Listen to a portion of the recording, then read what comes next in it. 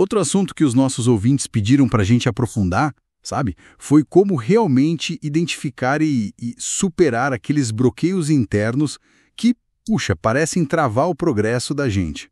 Usando ferramentas práticas da programação neurolinguística, aquela abordagem, né, que explora como os nossos pensamentos, a nossa linguagem, influenciam o que a gente faz.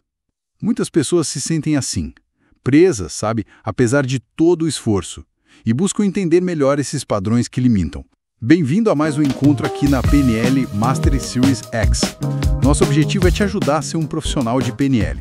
Hoje a gente vai investigar justamente isso. Como esses padrões internos podem governar decisões, ações e, claro, como algumas estratégias específicas podem ajudar a desbloquear o potencial individual. É um ponto crucial mesmo, porque, olha, frequentemente a diferença entre alcançar ou não um objetivo não está nos fatores externos, sabia? Está nesses padrões internos. Existem até dados, pesquisas que sugerem que uma porcentagem bem alta de pessoas, talvez algo perto de 87%, não atinge suas metas por causa desses bloqueios. E o pior é que muitas vezes eles operam meio invisíveis, fora da nossa consciência ali do dia a dia. Certo. Então, o ponto de partida é esse.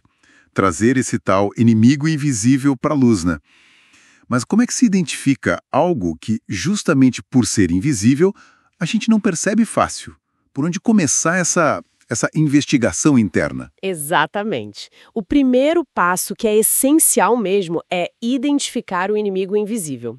E isso pode aparecer de várias formas, né? Às vezes é aquela procrastinação crônica, uma insegurança que paralisa, sabe?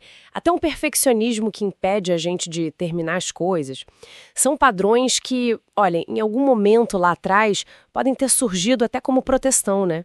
Mas que hoje acabam sabotando os nossos objetivos atuais. A ferramenta principal aqui é a autoobservação, mas tem que ser honesta. Se perguntar qual hábito, qual emoção que vive voltando parece ser o maior obstáculo para mim hoje. Só de anotar essa resposta, sabe, já começa a diminuir um pouco o poder automático desse padrão. Entendi. Reconhecer o primeiríssimo passo. Mas, ok, mesmo depois de identificar, a sensação pode ser, puxa, isso é muito grande. Como é que se lida com isso sem se sentir, sei lá, sobrecarregado? Pois é, e é aí que entra o segundo movimento estratégico: transformar obstáculos em combustível. A perspectiva que a gente adota faz toda a diferença. Por exemplo, a insegurança. Em vez de ver só como uma barreira, dá para reinterpretar como um estímulo, talvez para um planejamento mais cuidadoso, sabe? Para se preparar melhor antes de agir. Interessante isso. Aquilo que parece ser a maior fraqueza pode, na verdade, conter a semente de uma força única. A ideia é reformular ativamente o obstáculo, buscando a vantagem estratégica que ele pode esconder, entende? E assim criar uma nova crença, uma crença que fortaleça, que impulsione para frente. Essa mudança de perspectiva é, uau, poderosa. Mas não corre o risco de ficar só no campo das ideias? Tipo, uma visão otimista, mas sem efeito prático se a ação não vier junto? Excelente ponto. E isso nos leva direto para o terceiro segredo: agir pequeno, vencer grande. A transformação real, aquela que dura, não costuma vir de saltos gigantescos revolucionários. Vem de pequenas ações, mas que são consistentes. Tem estudos na área comportamental que indicam que uma parte enorme do sucesso em metas de longo prazo, talvez uns 80%, começa com um passo inicial simples, algo que dê para fazer em menos de 24 horas. Tipo o que, por exemplo? Pode ser algo como beber um copo d'água ao acordar, para quem está buscando mais saúde, ou enviar aquela mensagem importante para um contato profissional. Coisas pequenas. Essas pequenas vitórias, elas constroem confiança e geram um impulso, sabe? Um momentum positivo. A pergunta prática é: qual a primeira ação, por menorzinha que seja, mas ainda assim significativa, que tá para realizar nas próximas 24 horas? Identificar, transformar a percepção e agir com pequenos passos consistentes. Faz sentido, é uma sequência lógica. Mas, sabe, manter essa disciplina no dia a dia pode ser um desafio e tanto. Existe alguma forma mais estruturada de aplicar esses princípios? Você mencionou um método REPIA. Como é que ele entra nessa história? Exatamente. O método REPIA, que foi desenvolvido aqui pela PNL Mastery Series X, foi criado justamente para oferecer essa estrutura. Ele busca sistematizar essa jornada de autoconhecimento e mudança. Ele combina princípios da PNL, inteligência emocional e também ferramentas validadas da psicologia comportamental, tipo análise de perfil, traço de personalidade, sabe? Para gerar um mapa e um plano de ação que sejam personalizados para cada pessoa. E como isso funciona na prática para quem decide usar esse método? Qual é a experiência, assim? Olha, o processo foi pensado para ser bem direto e eficiente, geralmente em 3 etapas. Primeiro, a pessoa preenche um questionário detalhado que ajuda a refletir sobre os padrões, emoções, objetivos. Segundo, as respostas são analisadas por um sistema que usa inteligência artificial para mapear o perfil psicológico com base nesses frameworks comportamentais que eu mencionei. E terceiro, a pessoa recebe rapidamente um relatório bem detalhado. Atenção, esse relatório vai além do diagnóstico, viu? Ah, interessante. Sim, ele analisa o padrão limitante que foi identificado, mostra a emoção central ligada a ele e o impacto disso. Aí propõe uma reprogramação, sugerindo uma nova crença fortalecedora e uma emoção positiva para ancorar essa mudança. E, o que é crucial, oferece um plano de ação prático para os próximos 7 dias, inclusive com uma tarefa inicial já para as primeiras 24 horas, bem alinhada com aquele princípio do agir pequeno. A intenção é oferecer clareza e um ponto de partida concreto, de forma rápida e confidencial, sem precisar marcar consulta nem nada.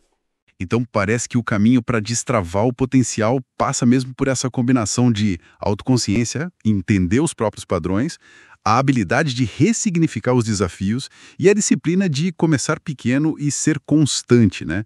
Métodos como o REPIA, então, funcionam como um catalisador, talvez, oferecendo uma estrutura personalizada para acelerar esse processo. Precisamente. A estrutura ajuda a transformar o entendimento em ação direcionada. É isso. E, sabe, para deixar uma reflexão final. Além dos padrões que a pessoa talvez já reconheça como limitantes, que outras crenças que a gente tem como normais ou até positivas poderiam estar, de forma sutil, definindo os limites daquilo que a gente acredita ser possível alcançar. E aqui vai um ponto crucial. Atenção! Muita gente pode pensar que, para começar a usar essas ferramentas, precisa ser um especialista, fazer cursos longos e tal. Mas o legal disso é que os princípios básicos são bem acessíveis, certo? Totalmente. Claro que, assim, a maestria exige aprofundamento, né? Mas os conceitos fundamentais podem ser aprendidos e aplicados de forma relativamente rápida. Pequenos ajustes na linguagem ou na forma de visualizar um objetivo já trazem mudanças. A ideia é começar, experimentar. A gente vê isso como uma jornada contínua, sabe? E a nossa proposta aqui é justamente facilitar esse caminho. E por falar em jornada, essa nossa conversa é só um gostinho, né?